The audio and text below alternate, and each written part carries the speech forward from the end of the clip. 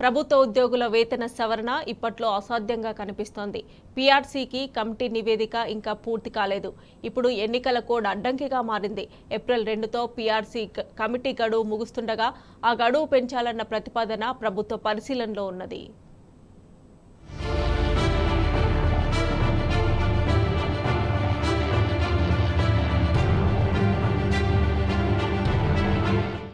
రాష్ట్రంలో ఉద్యోగులు, ఉపాధ్యాయులు, పెన్షనర్ల వేతన సవరణ ఇప్పట్లో సాధ్యపడే అవకాశాలు కనిపించడం లేదు. తాజా అంచనాల ప్రకారం జూన్ దాటినా వేతన సవరణ సాధ్యం కాదన్న వాదనలు వినిపిస్తున్నాయి. అటు పీఆర్సీ కమిటీ నివేదిక సిద్ధం కాకపోవడం, ఇటు ఎన్నికల కోడ్ అడ్డంకిగా మారడంతో వేతన సవరణపై నీళ్లు కమ్ముకున్నాయి. దీంతో రెండో పీఆర్సీపై ఆశలు పెట్టుకున్న ఉద్యోగులకు నిరాశే మిగలనున్నది.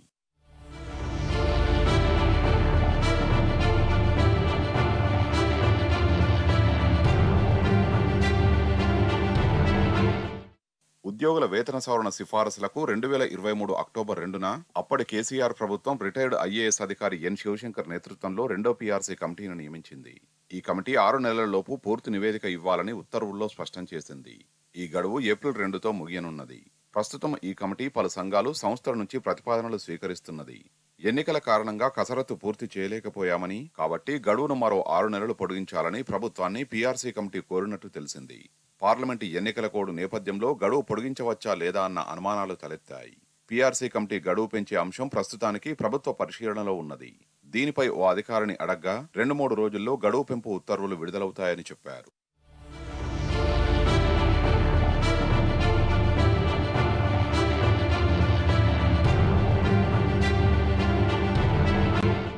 పాత పీఆర్సీ గడువు గత జూన్ 30తో ముగియగా 2023 జూలై 1 నుంచి రెండో పీఆర్సీని వర్తింపజేయాల్సి ఉన్నది. నూతన పీఆర్సీలో ప్రభుత్వం అంగీకరించిన ఫిట్మెంట్ మొత్తాన్ని 2023 జూలై నుంచి చెల్లించాలి. వీటినే పీఆర్సీ బకాయిలుగా వ్యవహరిస్తారు. గత కేసీఆర్ ప్రభుత్వం ఒక పీఆర్సీకి మరో పీఆర్సీకి మధ్య కాలానికి గల వ్యత్యాసాన్ని పూడ్చేందుకు 5% మధ్యంతర భృతిని ప్రకటించింది. ఈ బకాయిలను రేవంత్ రెడ్డి ప్రభుత్వం మానిటరీ బెనిఫిట్స్ రూపంలో ఇస్తుందా, నోషనల్ బెనిఫిట్స్ రూపంలో ఇస్తుందా అన్న సందిగ్ధంలో ఉద్యోగులున్నారు. ఇప్పటికే 3 డిఏలు పెండింగ్ లో ఉండగా వాటినైనా ఇస్తే బాగుండేదన్న చర్చ ఉద్యోగ వర్గాల్లో వినిపిస్తున్నది.